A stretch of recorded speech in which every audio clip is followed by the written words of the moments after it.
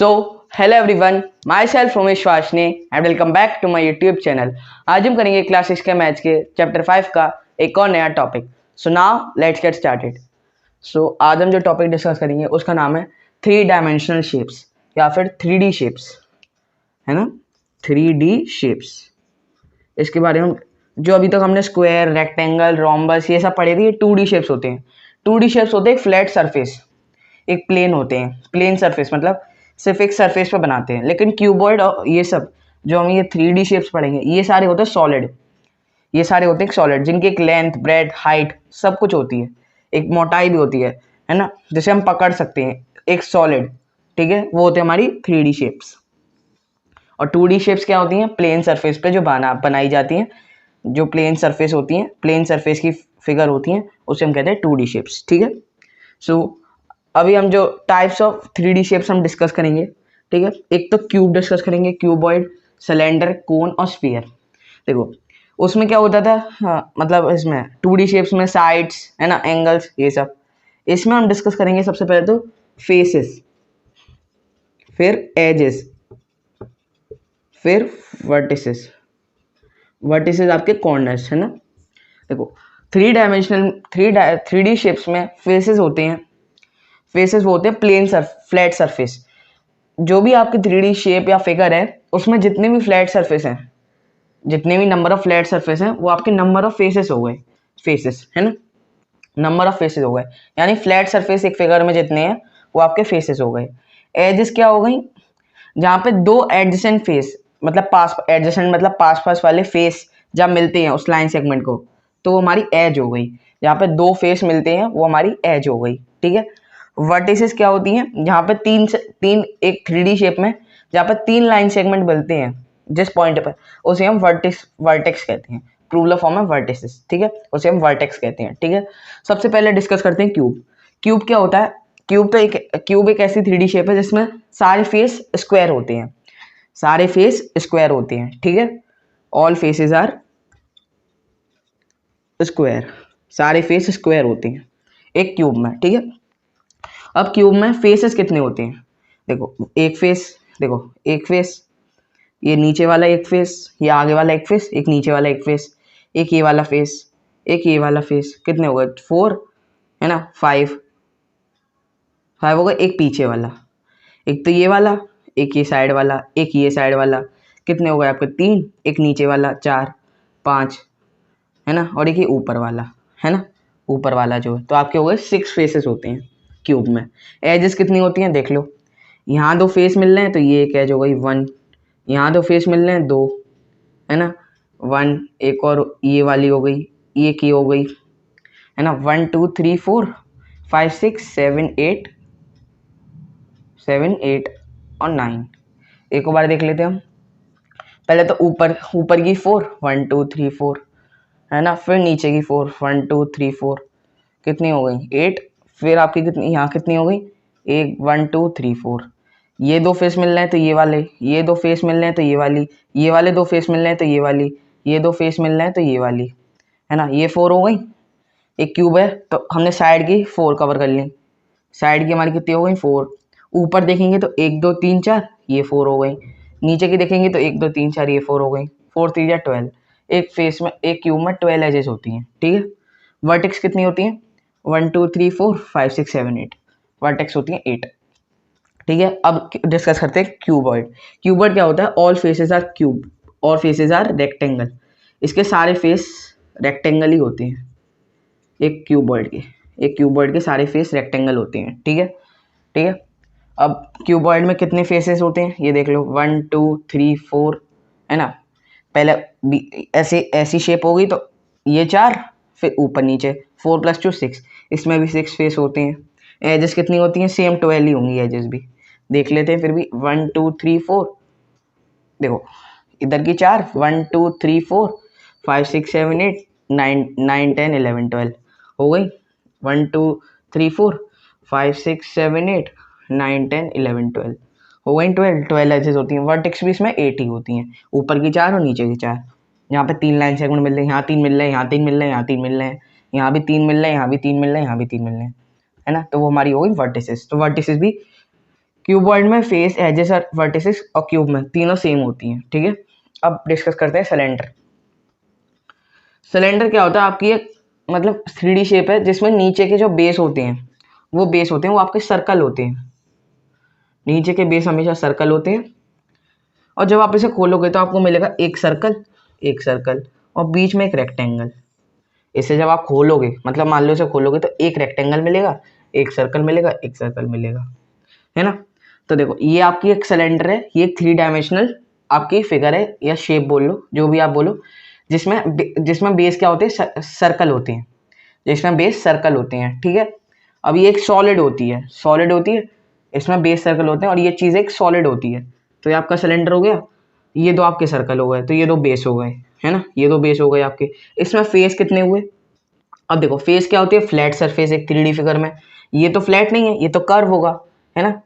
एक गोल चीज, मान लो आपने एक पेंसिल पकड़ी, वो भी एक गोल है ना। स्केच पकड़ा, वो गोल है, तो एक सिलेंडर है। तो उसके जो ऊपर नीचे के हिस्से होंगे वो फ्लैट सरफेस के होंगे, तो वो आपके सिलेंडर सर्कल हो गए, है ना। तो वो जो यहाँ की चीज होती, जो मतलब आपकी जो बॉडी होती है, वो तो आपकी कर्व होती है ना कि फ्लैट। तो ये तो फेस होता नहीं है, तो फेस कितने होते हैं सिलेंडर में, 2 फेस होते हैं। बट एजेस होंगी नहीं, क्योंकि फेस ही पैरेलल है, तो एजेस तो होंगी नहीं।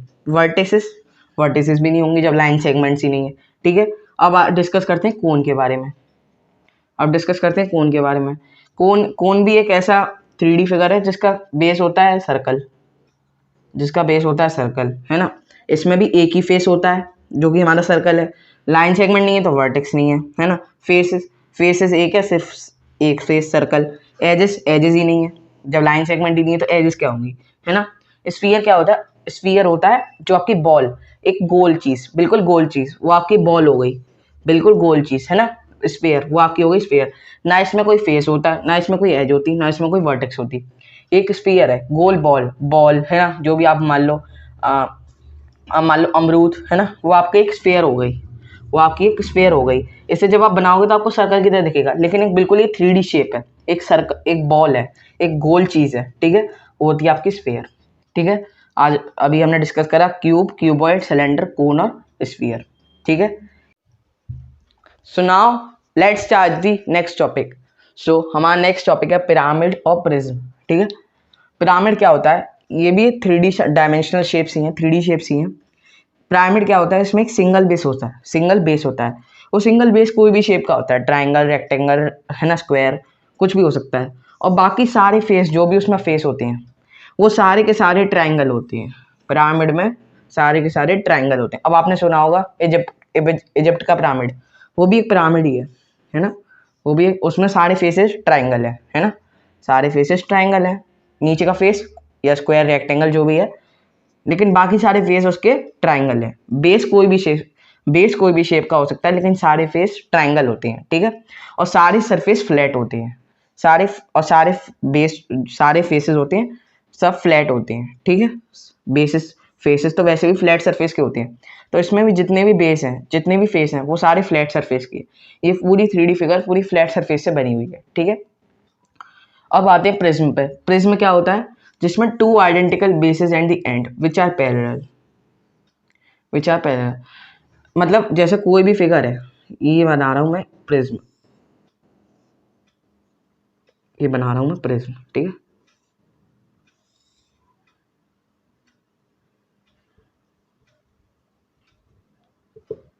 ठीक है, ये मैंने एक प्रिज्म बना लिया। अब इसमें देखो, ये जो ट्राइंगल है, ये दोनों हमेशा सेम होने चाहिए। जो दोनों identical basis at the end, मतलब ये इधर एंड पे, ये इधर एंड पे है, ये दोनों सेम है, दोनों ट्राइंगल है ना। और दोनों आपस में पैरेलल होने चाहिए, तब वो माना जाएगा कि वो एक प्रिज्म है। इसको हम कहते हैं ट्राइंगुलर प्रिज्म।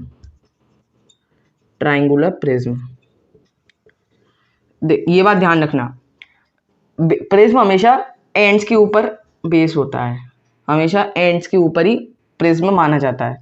अब इसके दोनों एंड्स में ट्राइंगल है, तो ये ट्राइंगुलर प्रिज्म।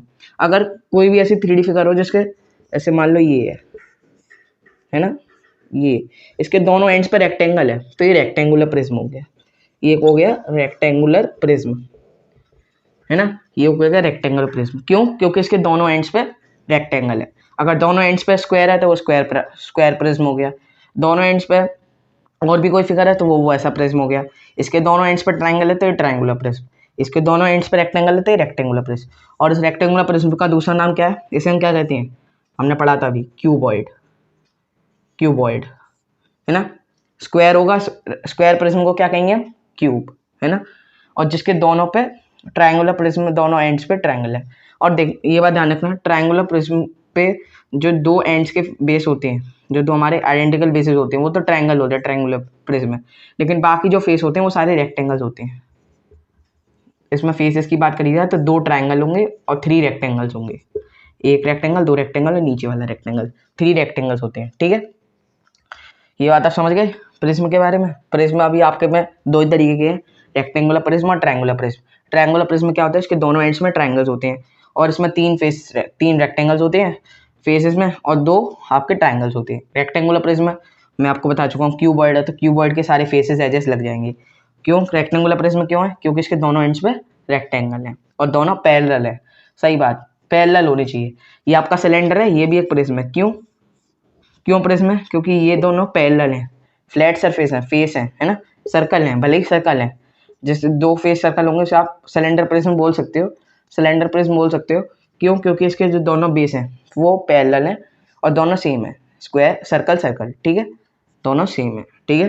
अब पिरामिड की बात करते हैं। पिरामिड में आपको बता चुका हूँ जिसमें एक सिंगल बेस होता है, सारे फेसेस फ्लैट सरफेस के होते हैं और और अगर जो सिंगल बेस है वो कोई और शेप का है तो बाकी सारे फेस ट्रायंगल होंगे। हमेशा एक बेस को छोड़ के बाकी सारे फेस तो हमेशा ट्रायंगल ही होंगे। अब पिरामिड भी बहुत तरीके के होते हैं, triangular pyramid, square pyramid, rectangular pyramid, है ना, पेंटागोनल पिरामिड। ये सारे क्या होते हैं, देखो बाकी सारे फेस तो हमेशा ट्रायंगल ही रहेंगे, बाकी सारे फेस हमें, फर्क आता है सिर्फ और सिर्फ बेस में, फर्क आता है सिर्फ और सिर्फ बेस में, सिर्फ और सिर्फ बेस चेंज होता है जब टाइप्स ऑफ पिरामिड की बात करते हैं। अब ये एक है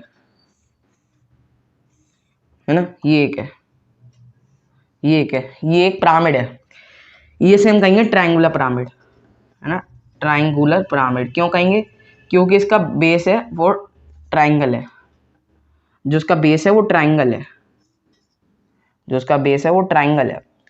अगर इसका बेस स्क्वायर होता तो इसे हम स्क्वायर पिरामिड कहते, अगर इसका बेस रेक्टेंगल होता तो हम रेक्टेंगुलर पिरामिड कहते। इसलिए टाइप्स ऑफ पिरामिड में हमेशा फर्क आता है बेस में, और प्रिज्म में टाइप्स ऑफ प्रिज्म में हमेशा फर्क आता है जो उसके दो एंड्स पे फिगर्स हैं, जो दो उसके एंड्स पे शेप्स हैं, आइडेंटिकल बेसेस हैं जो दो उसके, उसमें फर्क आता है।